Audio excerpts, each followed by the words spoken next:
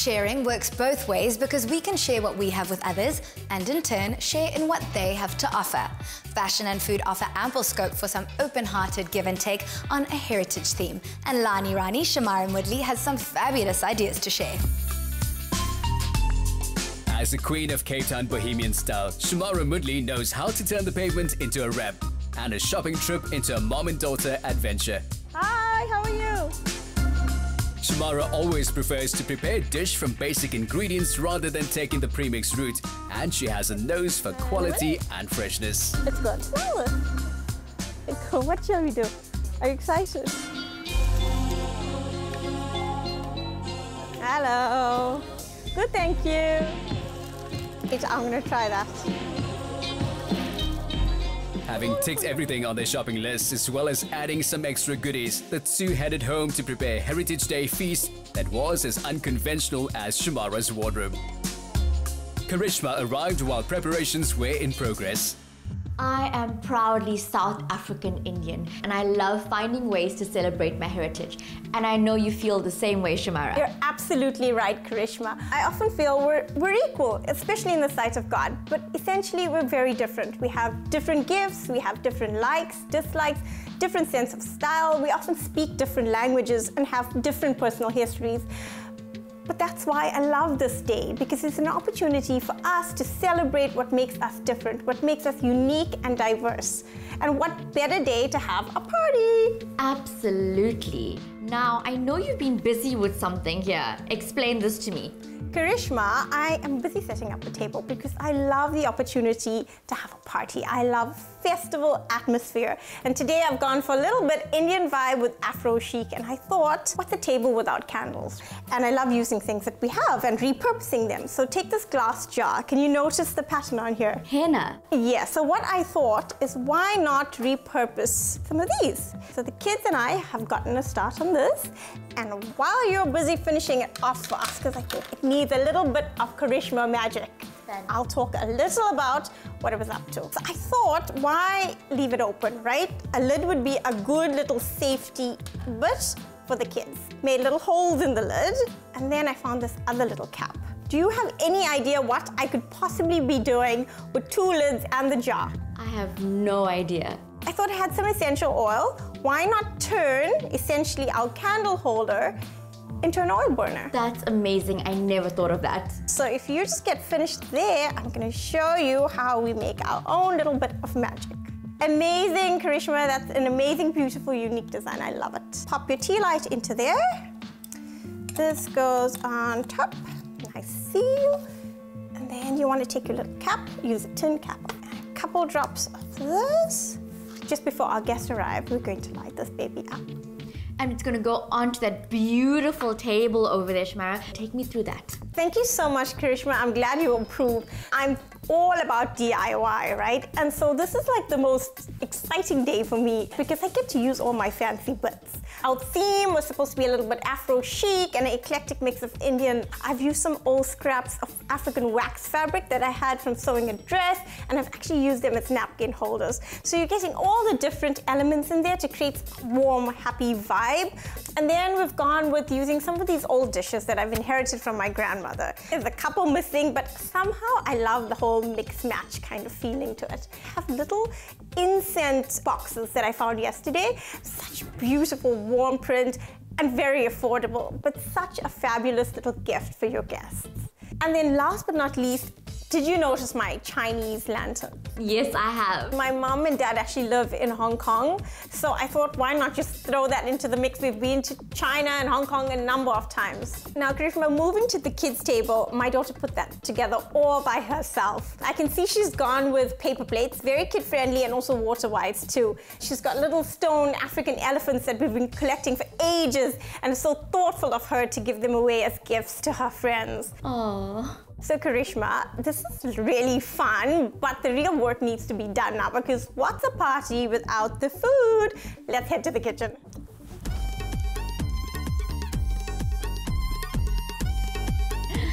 Food is a powerful way to celebrate our heritage, and today we're going to be making biryani Laani Raani style.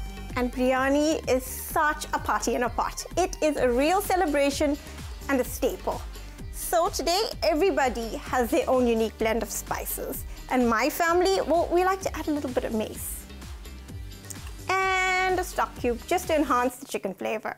So you know, typically in biryani, rice is the staple ingredient. But in this day and age, we're all looking for ways to improve our health. And guess what? I found the secret ingredient. Cauliflower. You grate it up and voila, you have cauliflower rice. It makes for a perfect substitute and adds a nice sweetness to your biryani. So Karishma, earlier this morning, I managed to find this Durban curry leaf. Amazing, right? And I've added it to my marinade. My favorite. So now we're gonna start layering the biryani, and I like to just add raw onions. I finely slice them.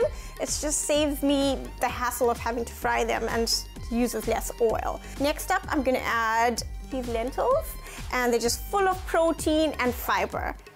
And then I think I'm gonna add some carrots. My kids kind of love carrots, and it's the perfect way to encourage eating vegetables by adding them to kind of every dish you make.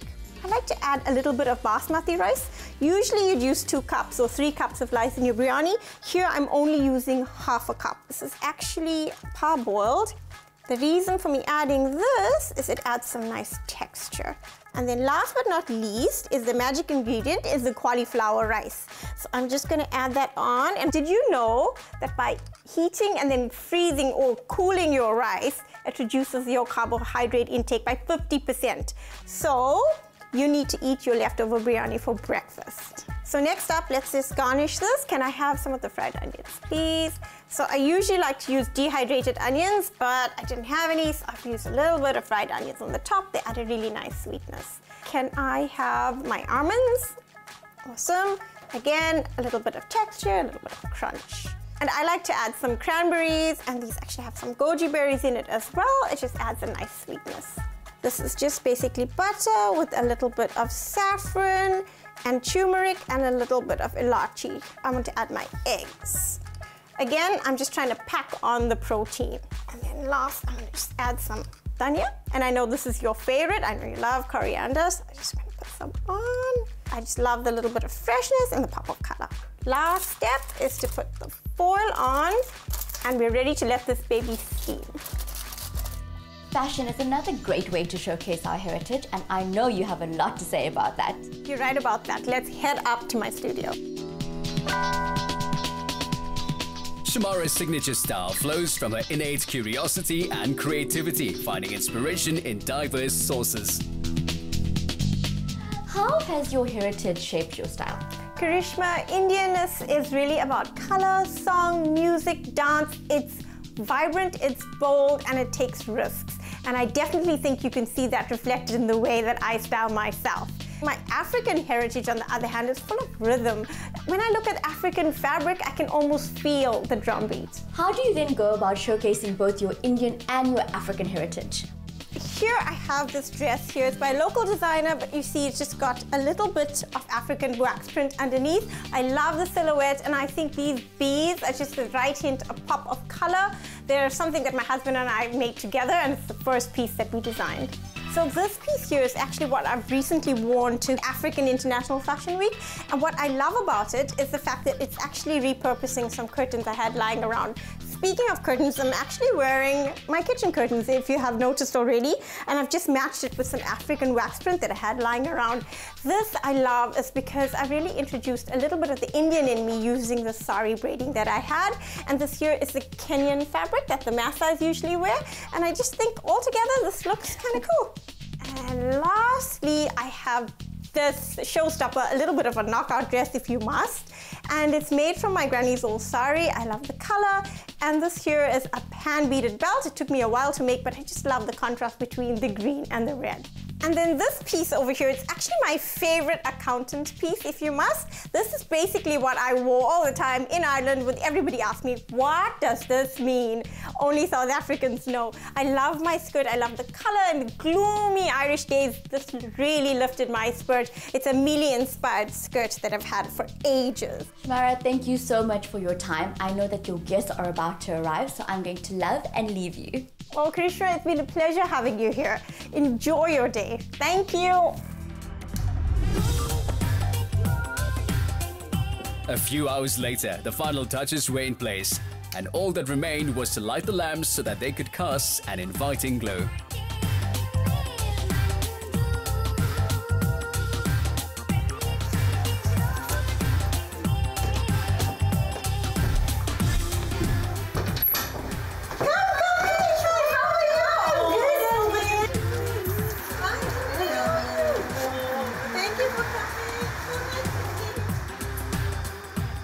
Shamyra, the table is so beautifully done. I even like all the children's table. Thank you, Auntie Judy. And why you helped me? I'm so glad you're with me here. Hey, sorry. This looks amazing. Yes, we are. Oh, this looks adorable. Did you make them? Yeah, I made. Oh, they look really yummy. Hi, guys.